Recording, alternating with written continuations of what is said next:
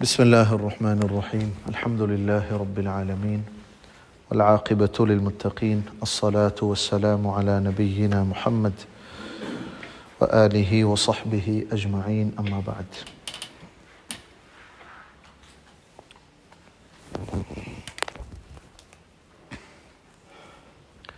கண்ணியமான சகோதரர்களே, நண்பர்களே,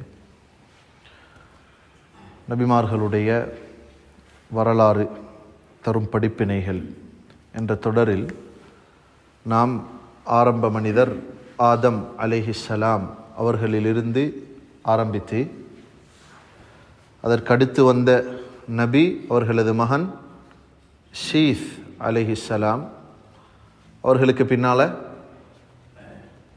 மூணாவது நபி யாரு? இத்ரீஸ் அலைஹிஸ்ஸலாம், அதற்கடுத்து ஹதரத் நூஹ் அலைஹிஸ்ஸலாம். இந்த தொடர்தான் நபிமார்களுடைய வந்த வரிசை. நபிமார்கள் நபியாக இந்த பூமிக்கு அனுப்பப்பட்ட வரிசை. ஆதம் அலைஹிஸ்ஸலாத்துடைய பிள்ளைகள் அவங்க வஃபாத்தாகிற நேரம் கிட்டத்தட்ட 4 லட்சம் பேர்னு சொல்றாங்க. அவங்களுக்கு சொந்தமாக கிடைச்ச பிள்ளைகள் எத்தனை? 40. அவங்க 1000 வருஷம் தாண்டி மௌத்தாகிற நேரம் அந்த பிள்ளைக்கு போல பிறந்திக்குமே. அப்படி அவங்க 1000 வருஷம் வாழ்ந்துட்டு மௌத்தாகிற நேரம் துனியால எத்தனை உயிர்கள் இருந்தது? 4 லட்சம் பேர் இருந்துச்சு. எல்லாம் அவங்களோட பிள்ளைகள அப்படி. இதுதான் ஏற்றமான பெரும்பாலான வரலாற்று ஆசிரியர்களுடைய கருத்து. 4 லட்சம் பேர் இருந்தாங்களாம். ஹைர், இந்த 4 லட்சம் பேரை விட்டுட்டு தான் வாப்பா ஆதம் அலைஹிஸ்ஸலாம் மௌத்தா போறாங்க, வஃபாத்தாகிறாங்க. மௌத்தாகிற நேரத்தில் இந்த காபீலுக்கு பின்னால், அதாவது கொலை செய்யப்பட்ட ஹாபீல் இவருக்கு பின்னால வேற மௌத்தொண்டு என்ன செய்யல. 4 லட்சம் பேரும் ஹயாத்தோடு தான் இருந்தார்கள். மௌத்தாகினா கொல்லப்பட்டது யார் மட்டும்தான்? ஹாபீல் மட்டும்தான். இந்த கொலை செய்யப்பட்ட ஹாபீல் கொல்லப்பட்ட பின்னால பிறந்த மகன் தான், மூத்த மகன்மார்கள் உள்ள ஒருத்தர் தான் ஷீஸ். பேர் என்ன? ஷீஸ். இவர் ஒரு நபி. இவருடைய செய்தி குர்ஆன்ல சொல்லப்பட்டில்லை, சஹீஹ் இப்னு ஹிப்பான்ல வருகிறது. அல்லாஹ் தஆலா அபூ தர் அல் கிஃபாரி ரலியல்லாஹு அன்ஹு சொல்றாங்க, ஸல்லல்லாஹு அலைஹி வஸல்லம் சொன்னார்கள், இது சஹீஹான ஹதீஸ். அல்லாஹ் தஆலா இந்த பூமிக்கு இதுவரைக்கும், குர்ஆன் தான் கடைசி வேதம், அதுவரைக்கும் முக்கியமான செய்திகளை நான் சொல்றது, இது முக்கியமான தகவல்கள், 104 சுஹுஃபுகளை இறக்கினான். சுஹுஃப்னா ஏடுகள். அதுல 4 வேதங்களாகவும், தௌராத், இன்ஜீல், ஜபூர், தாவூத், குர்ஆன் இல்லையா? ஜபூர் தாவூத் அலைஹிஸ்ஸலாம், தௌராத், இன்ஜீல், ஜபூர், குர்ஆன், இந்த 4 வேதங்கள் போக அப்ப எத்தனை ஏடுகள்? 100 ஏடுகள். அந்த 100 ஏடுகள்லையும் என்ன இருந்தது? அவர்களுக்குரிய அன்றாட வாழ்க்கை வழிகாட்டல் முறைகள். எப்படி சாப்பிடணும், எப்படி விவசாயம் செய்யணும், எப்படி ஊடு கட்டணும். ஏன்னா அவங்களுக்கு பணத்தை கூட புதைக்க தெரியாம, அதானே ஆரம்ப மனிதன். இப்போ நாங்கள் இன்றைக்கு இந்த மகியங்கனை பெற்று அவங்களோட நடவடிக்கையில் பார்த்துட்டு புதினப்படுறேன்டா, நாங்கள் சொல்றது எத்தனை ஆரம்ப காலத்தை. அவங்களுக்கு என்ன தெரியுமா? அவங்களுக்கு இந்த ஏடுகள்ல 100 ஏடுகள்ல இந்த ஷீஸுக்கு அல்லாஹ் தஆலா தனியா 50 ஏடுகளை கொடுத்தாங்க. ஷீஸுக்கு கொடுக்கப்பட்ட ஏடுகளின் எண்ணிக்கை 50 என்றது சஹீஹான இப்னு ஹிப்பானுடைய ஹதீஸ். அப்ப அடுத்த 50 தான் என்ன? அல்லாஹ் குர்ஆன்ல சுஹுஃபி இப்ராஹிம் வ மூசான்ற, சூஃபி இப்ராஹிம் இல்லது, சூஃபி இப்ராஹிம் இல்ல, சுஹுஃபி இப்ராஹிம், இப்ராஹிமுக்கு கொடுக்கப்பட்ட சுஹுஃபுகள் ஏடுகள், வ மூசா, மூசா அலைஹிஸ்ஸலாத்துக்கு கொடுக்கப்பட்ட ஏடுகள், தௌராத் தவிர சில ஏடுகள் கொடுக்கப்பட்டது. வாங்க, அப்ப 50 ஏடுகள் கொடுக்கப்பட்டது. இந்த ஷீஸ் என்றவர் நான் சொன்ன மாதிரி கொலை செய்யப்பட்ட ஹாபீல் கொல்லப்பட்ட பின்னால பிறந்த மகன். ஷீஸ் என்றா அந்த நேரத்தில் அந்த பாஷையுடைய கருத்து என்னண்டா, அரபியில ஹிபத்துல்லா, அல்லாஹுடைய கிஃப்ட் என்ற அர்த்தம். கொல்லப்பட்ட மகனுடைய ஸ்தானத்தில் அல்லாஹ் வாப்பாவுக்கு கொடுத்த கிஃப்ட் தான் ஷீஸ். ஹதரத் ஆதம் அலைஹிஸ்ஸலாம் வஃபாத் ஆகிற நேரத்தில் முழுமையான நம்பிக்கை யார்ட மேல இருந்தது? இந்த ஷீஸின் மேல். ஹிபத், அல்லாஹ் அவர்களுக்கு கிஃப்டாக தந்த மகண்ட மேல தான் பெரிய ஒரு நம்பிக்கை இருந்தது. என்ற எல்லா வேலையும் புள்ள குட்டிட வேலை, அவர் தானே மூத்த நானா, என்ற இடத்துல வாப்பா விட்டுட்டு போன இவரை தான். முஸ்னத் அஹ்மதில் ஒரு ஹதீஸ் இருக்கிறது. முஸ்னத் அஹ்மதில் ஸல்லல்லாஹு அலைஹி வஸல்லம் சொன்ன ஹதீஸுகளை தொகுக்கப்பட்ட ஒரு பெரிய ஒரு கிதாபு தான் முஸ்னத். கிட்டத்தட்ட 27,000 ஹதீஸ்கள் அதில் இருக்குது. உலகத்தில் உள்ள ஆகப்பெரிய ஹதீஸ் கிதாப் அது. நிறைய ஹதீஸ்கள் உள்ளது எது? முஸ்னதுல் இமாம் அஹ்மத். இமாம் அஹ்மது பின் ஹம்பல், ஹம்பலி மதுஹப் என்றோம், ஹம்பலி மதுஹப் என்றோமே, அந்த மதுஹபுடைய இஸ்தாஃபகர் இமாம் அஹ்மத் ரஹிமஹுல்லாவுடைய கிதாப். அதில் ஒரு செய்தி வருகிறது. உபய் இப்னு கஅப் ரலியல்லாஹு அன்ஹு சொல்கிறாங்க, அது ஸல்லல்லாஹு அலைஹி வஸல்லம் அவர்களிடமிருந்து கேட்ட செய்தியாகத்தான் இருக்க வேண்டும். ஒரு சஹாபி சொல்கிறார், என்னதான் ஆதம் அலைஹிஸ்ஸலாத்துக்கு மரண நேரம் நெருங்கின பொழுது தன்னை பிள்ளைகளை கூப்பிட்டாங்க. தன்னை பிள்ளைகள் எல்லாம் கூப்பிட்டு சொன்னாங்களாம், எனக்கு சொர்க்கத்திட பழம் தின்னோன்னு மாறிக்கிண்டு, சொர்க்கத்திட அங்கே நாங்கள் தின்னே அந்த பழம் இப்போ கேட்குது என்று வாப்பா மகன்மார்ட்ட சொன்னான். மகன்மார் சொன்னாங்கன்னா, இருங்க எங்கேயாவது தேடி பார்த்துட்டு வரோம் என்று போகிறாங்க. போனால் சில ஆக்கள் வெள்ளை புடவையை தூக்கி கொண்டு அத்தர் போத்தலோடு வராங்க. ஹதீஸே முஸ்லிம் அஹ்மதுல இருக்குது. அத்தர் போத்தலோட வெள்ளை புடவைகளை தூக்கி கொண்டு 4 பேர் வராங்க. இப்போ கேட்டாங்களாம் அவங்க இவங்கள்ட்ட, எங்கே போகிறீங்க? இல்லை வாப்பா நோயாளி ஆயிக்கிறார், பழம் வேணுமாம். வாழைப்பழம் இல்லை, சொர்க்கத்தில் பழம் வேணுமாம், தான் தேடி போகிறோம் இங்கே. அப்படியா?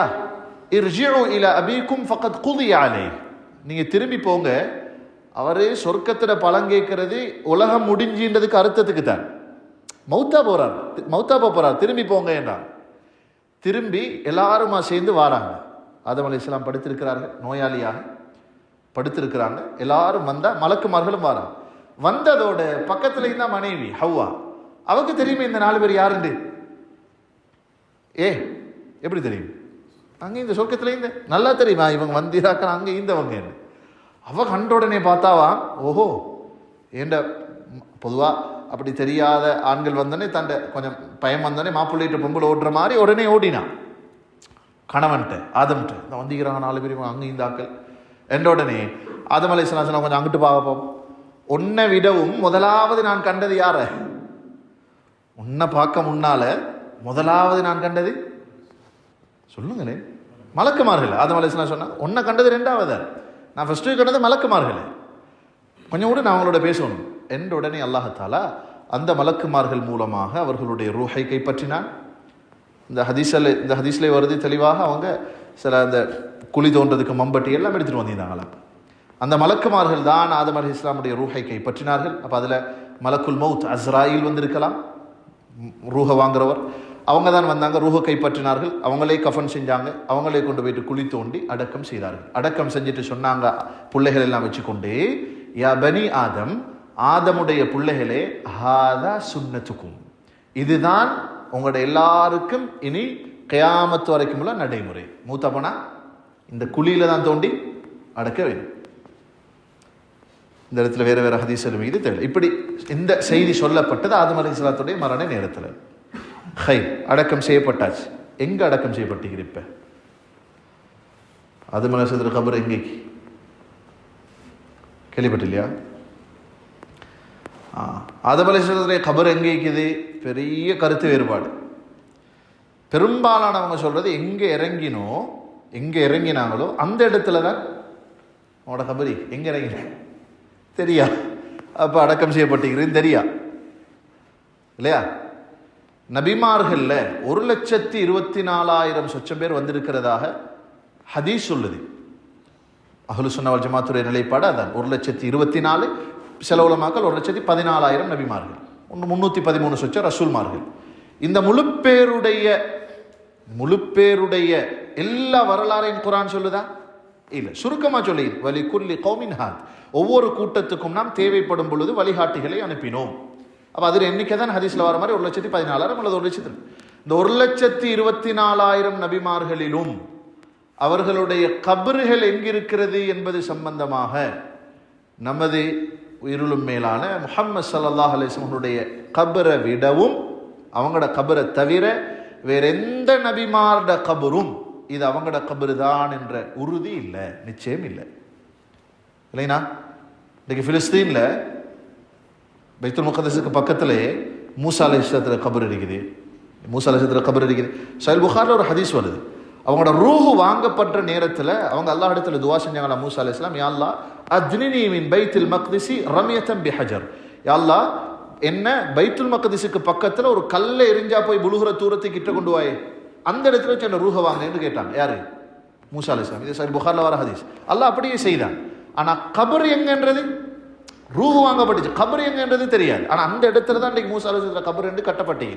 ஆனா அது உறுதி அல்ல. அது மாதிரி மதீனத்துல் ஹலீல் பிலிஸ்தீனில் இருக்கிற ஒரு ஒரு பெரும் மாநகரம் தான் அன்றைக்கு யுத்தம் நடக்கிற ஒரு இடமும் தான் ஹலீல் என்றது. ஆக்கிரமிப்பாளர்கள் நுழைந்த ஒரு பகுதி, இப்போ அவங்க வந்து சேர்ந்த ஒரு பகுதி ஹலீல் என்றது. ஹலீல் பேர் வந்ததே இப்ராஹிம் அலைஹிஸ்ஸலாத்துடைய புனை பேரினால். அங்கே ஹதரத் இப்ராஹிமுடைய கபர் இருக்கிறதாக ஒரு செய்தி இருக்கு. அது தவிர வேற எந்த இடத்துலையும் இந்த இஸ்தம்பூல்ல, அங்கால இங்கே சிரியாவில் இது போன்ற பகுதிகளில் எல்லாம் நபிமார்களோட கபர் இருக்கிறதாக உள்ள தகவல்கள் எதுவும் வரலாற்று ரீதியாக உறுதிப்படுத்தப்பட்ட விடயங்களும் அல்ல. அவைகளை நாங்கள் தேடி போகணும் என்ற கட்டாயமோ சுன்னத்தோ ஃபர்தோ எங்களுக்கு இல்லை. அதனால உறுதியாக ஆதம் அலைஹிஸ்ஸலாத்துடைய கபர் எங்கன்றது தெரியாது. அப்போ யார்கிட்ட மட்டும்தான் உறுதி? முஹம்மது ஸல்லல்லாஹு அலைஹி வஸல்லம் உடைய மதீனாவுடைய உர்ஃபா ஆயிஷால இன்னும் அது இருக்கிறது, ரோதா ஷரீஃபில். அல்லாஹ் தாலா ஸல்லல்லாஹு அலைஹி வஸல்லம் அதை இருக்கட்டும். ஹைர், இப்போ அவங்க வஃபாத் ஆகிட்டாங்களா? ஆதம் அலைஹிஸ்ஸலாத்துடைய வஃபாத்துக்கு பின்னால இந்த கவனிங்க, இப்போ இதுதான் மிக முக்கியமான இடம். அப்போ முதல் மனிதருடைய படைப்பில் இருந்து அவர் என்ன செஞ்சாச்சு? இப்போ மௌத்தாகியாச்சு. ரெண்டாவது நஃபராக நாங்கள் இப்போ குர்ஆன் ஹதீஸ் வரலாறு அடையாளப்படுத்துகிற ஒரு மிக முக்கியமான ஆள் தான் ரெண்டாவது அந்த பொறுப்புக்கு இருந்தவர் ஷீத் அலைஹிஸ்ஸலாம். இவர் ஒரு நபி, இதில் சந்தேகம் இல்லை, இவர் ஒரு நபி. அடுத்த மகன்மார்களை விடவும் இவர் நபி. இன்னும் ஒரு விசேஷம் இவருக்கு இருக்குது என்னென்னா, இந்த பரம்பரை இன்றைக்கு பேசினாலும் எல்லா பரம்பரைகளும் பாருங்க, இவங்க ஷீத்தோட சேர்ந்து எத்தனை பேர் இருந்தாங்க? 19 ஆம்பளை பிள்ளைகள் இல்லையா? 19 தானே. இந்த பரம்பரை ஆதம் அலைஹிஸ்ஸலாத்துக்கு ஷீத்ட வாப்பா ஆதம்ட மகன் ஷீத்ட மகன். நாங்க எந்த வம்சா வழியில போனாலும், யாரு தண்ட வம்சத்தை சொன்னாலும், இந்த 19 பேர் ஒருத்தர்த்தால போய் ஆதம் அலைஹிஸ்ஸலாத்துக்கு போற பரம்பரை ஒன்று இல்லை. அல்லாஹ் யார்கிட்டையும் சுருக்கிட்டான் அதை, விளங்குது? அதாவது எந்த பரம்பரை போனாலும் யாரை தாண்டி தான் போகணும்? ஷீஸ் அலைஹிஸ்ஸலாத்தை தாண்டி தான். அடுத்த 19 தம்பிமார் இருந்தாங்க, நானமார் இருந்தாங்க, அவங்களோட பரம்பரையில அல்லாஹ் ஒரு கட்டத்தில் இல்லாமக்கிட்டான். அந்த இன்றைக்கு வார பரம்பரை இருக்குதே, முஹம்மது ஸல்லல்லாஹு அலைஹி வஸல்லம் வாப்பட வாப்பா. இப்போ எங்களை யோசிச்சாலும் நான் எங்களோட வாப்பா அப்படின்னு போனா ஆதம் அலைஹிஸ்ஸலாத்துக்கு போறதுக்கு முன்னால யார்கிட்ட பிள்ளையா தான் போறேன்? ஷீஸ் அலைஹிஸ்ஸலாத். அடுத்த 19 பேர்ட பரம்பரை வாரல்ல. இது பலரால ஏற்றுக்கொள்ளப்பட்டு நிரூபணமாக பேசப்படுகிற ஒன்று. இது இதில் சில ஆயுர்ரீதியான சில பிரச்சனைகள் இருந்தாலும் இது ஒரு மிக முக்கியமான ஒரு கருத்து. ஹைர், இப்போ ஷீஸ் அலைஹிஸ்ஸலாம் அவங்க வாழ்றாங்க. அவங்களோட வரலாறோ அவர்களுடைய வேற வேற தகவல்களோ குர்ஆன்லையோ ஹதீஸ்லையோ எங்கேயுமே எங்களுக்கு கிடைச்சல. இவர்களுக்கு பின்னால் இந்த பொறுப்பை சுமந்தது யார்?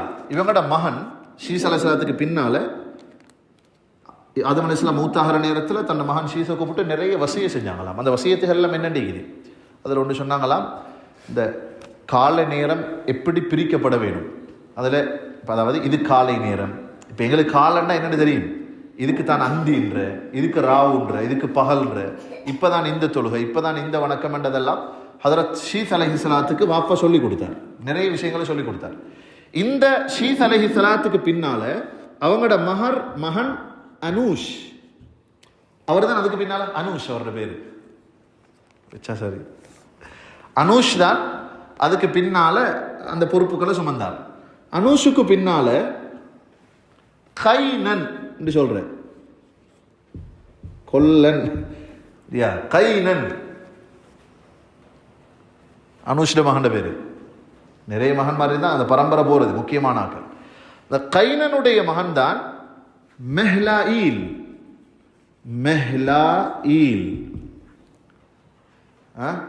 இந்த மஹ்லாயில்ன்றது இதே இன்றைக்குள்ள எங்கட வேற வேற ஹிஸ்டரியில இவரை பத்தி பேசுறது.